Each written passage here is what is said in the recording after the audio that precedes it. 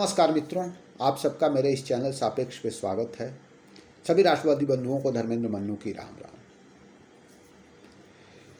कल से राज ठाकरे दिल्ली में बैठे हुए हैं। उनकी अमित शाह और जेपी नड्डा के साथ मीटिंग चल रही है और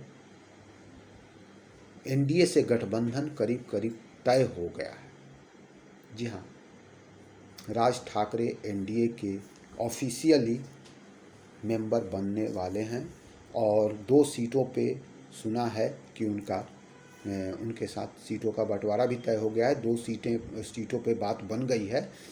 लेकिन सोचिए, राज ठाकरे का आना इतना चर्चा का विषय क्यों बना हुआ है? इसके पीछे कारण है। जब भाजपा आखिरी बार शिवसेना के साथ, जब आखिरी बार नहीं, पहली बार सरकार बनाया था शिवसेना के साथ भाजपा ने, और भाजपा के साथ शिवसेना ने, उस समय शिवसेना का मुख्यमंत्री था, तो कहूँगा कि भाजपा के साथ शिवसेना ने जो सरकार बनाया था, 5 साल चलाया था, तो फिर लगा था ऐसा कि 5 साल शिवसेना, 5 साल कांग्रेस की सरकार आएगी जाएगी, क्योंकि दोनों का पलड़ा करीब करीब बराबर था। और जो जिसका वो थोड़ा सा जो 5% वोट बैंक इधर से उधर होता है एंटी इनकम्बेंसी को लेकर, उसके कारण सत्ता का बदलाव हमेशा होता रहा। लेकिन ऐसा नहीं हुआ था। जब दोबारा जो कांग्रेस की सरकार आई, उसके बाद शिवसेना बिखर गई। शिवसेना में 2 फाड़ हो गया और राज ठाकरे ने अपनी पार्टी बना ली थी राष्ट्रीय नवनिर्माण सेना। तो राष्ट्रीय नवनिर्माण सेना जब बनी तो सिर्फ पार्टी ही 2 फाड़ नहीं हुए थे, वोटर्स भी 2 फाड़ हुए थे। और मतलब कि समझ लीजिए कि उस समय का यूपीए गठबंधन के हाथ में, दोनों हाथ में लड्डू आ गया था। छीका, जैसे बिल्ली के किस्मत में छीका टूटता है ना, वैसे टूटा था ये अलग होना। और बताता हूँ कि यूपीए गठबंधन ने सोच लिया था कि अब हमें सिर्फ बिहार, महाराष्ट्र में हमें राज करना है, क्योंकि भाजपा और शिवसेना का गठबंधन, उद्धव ठाकरे शिवसेना का गठबंधन कभी भी हमसे लड़ाई में नहीं जीत सकता, क्योंकि शिवसेना का वोट, जो कि मराठी मानुष के नाम पर जो नवनिर्माण सेना का निर्माण हुआ, और राज ठाकरे जिस तरह उग्रता के साथ अपने आप को इस्टेब्लिश किया उन्होंने, तो काफ़ी हद तक वोट बांट कर लेकर चले गए। हर जगह उनका वोट परसेंटेज कुछ न कुछ था, कहीं 2, कहीं तीसरे नंबर पे वो रहते थे हमेशा। पूरे महाराष्ट्र में 6% का वोट है और कई जगहों पे तो उनका वर्चस्व, दिल्ली कह रहा हूँ, सॉरी, मुंबई, नासिक और अपना थाने, इन सब एरिया में तो उनका ज़बरदस्त ये है। औरंगाबाद साइड में तो ज़बरदस्त प्रभाव है। तो ऐसे में जब उद्धव ठाकरे अलग हुए भाजपा से इस बार, तो जो 6% वोट का परसेंटेज था, और उसे भाजपा ने लेने में कहीं कोताही नहीं की, क्योंकि उसने नारा दिया है अब की बार 400 पार। और सिर्फ नारा नहीं दिया है, उसको कार्यान्वित करने में मोदी लगे हैं, शाह लगे हैं, जेपी नड्डा लगे हैं। तो ऐसे में जहाँ भी वोट परसेंटेज है, उसे जोड़ने में वो कोताही नहीं कर रहे। और ये एनडीए का सबसे ज़बरदस्त कदम है। शिवसेना के जो एकनाथ शिंदे का गुट है, वो कितना वोट बैंक लेकर आएगा कुछ पता नहीं, क्योंकि उनको लगता है उनके सेंसिटिविटी जो है, उनका जो इमोशनल जो ये है वोटर का, वो लगता है कि उद्धव ठाकरे के साथ जाएगा। उसी तरह जो अपने ये शरद पवार के भतीजे जो हैं अजीत पवार, वो कितना वोट लेकर आएंगे ये अभी कुछ खुला नहीं है, क्योंकि इमोशन, जो वोटर का इमोशन है, वो आम आदमी का इमोशन, वो बूढ़े अपने शरद पवार की तरफ जा सकता है। लेकिन 6% वोट जो है मराठी मानुष के नाम पर जो इंटैक्ट है, जो इनके पास है अपने राज ठाकरे के पास, वो फिक्स है। और वो वोट आएगा तो भाजपा के लिए काफ़ी प्लस होगा। जितना भी ये 3 पार्टियां आई हैं प्लस ये 48 के 48 सीटों को जीतने की जो कवायद चल रही है महाराष्ट्र में, उसमें ये बहुत काम आएगा। और इसके साथ ही साथ एनडीए का कुनबा भी बढ़ रहा है। राज ठाकरे जो हैं वो हिंदूवादी चेहरे के रूप में, कट्टर हिंदूवादी चेहरे के रूप में महाराष्ट्र में काफ़ी पॉपुलर है। उन्होंने इधर में अपना राष्ट्रवादी हिंदूवादी चेहरा भी दिखाया है, काफ़ी एग्रेसिव होकर, चाहे वो हनुमान चालीसा पढ़ने को लेकर हो या मस्जिदों के लाउड स्पीकर को लेकर हो, वो काफ़ी पॉपुलर रहे।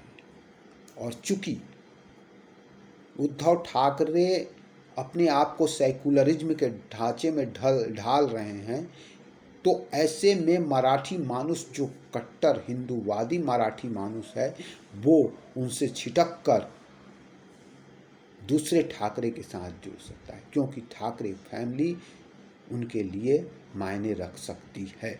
तो ऐसे में ठाकरे को, राज ठाकरे को अपने साथ लेना बहुत ही चतुराई भरा और बहुत ही अच्छा कदम है।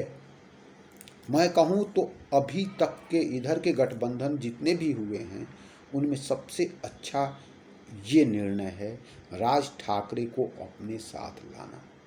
और मैं दावे के साथ कह सकता हूँ कि अब मुंबई, ये थाने, नासिक और आसपास के इलाकों की सीटों पर बीजेपी की पकड़ इतनी मजबूत होगी कि मुझे लग रहा है कि अब 48 में से 45 से तक या 48 तक भी जा सकती है, सीटें जीत सकती है भाजपा। तो ये वाकई में ये मास्टर स्ट्रोक है महाराष्ट्र में बीजेपी का, जिसकी काट अब इंडिया गठबंधन के पास नहीं है। जैसे ही खबर आया ये कि राज ठाकरे का गठबंधन की चर्चा चल रही है दिल्ली में अपने भाजपा के साथ, वैसे ही सुप्रिया सुले जो हैं एनसीपी के, उन्होंने तुरंत इंटरव्यू का बाइट दिया कि राज ठाकरे का इंडिया गठबंधन में भी स्वागत है। अगर वो चाहें तो इंडिया गठबंधन में भी उनका स्वागत हो सकता है उन्हें। तो ये बताता है, ये जो कथन है, ये बताता है कि राज ठाकरे की वोटों की स्थिति कितनी महत्वपूर्ण है, उनकी महाराष्ट्र में कितनी पैक्ट है और उनकी स्थिति, उनका किसी तरफ जाना कितना महत्वपूर्ण है। अब तक ये लोग खेलते थे जब वो बीच में रहते थे जो वोट कर, लेकिन जैसे ही वो एक तरफ झुके, इंडिया गठबंधन की चूलें हिल गई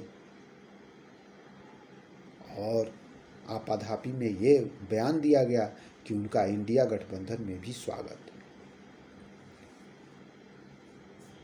लेकिन ये master stroke JP Nadda ji ने, अमित शाह ने और भाजपा ने पहले खेला।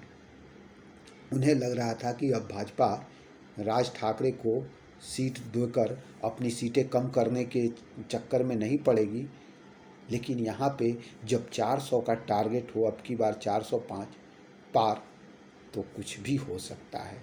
जो वो लोग नहीं कर पा रहे हैं वो एनडीए कर रहा है। एनडीए का कुनबा बढ़ता जा रहा है और इंडिया का कुनबा छोटा होता जा रहा है, छटकता जा रहा है। आपस में मार पिटाई कुटाई और सीटों को लेकर बढ़ती जा रही है, टूटता जा रहा है गठबंधन।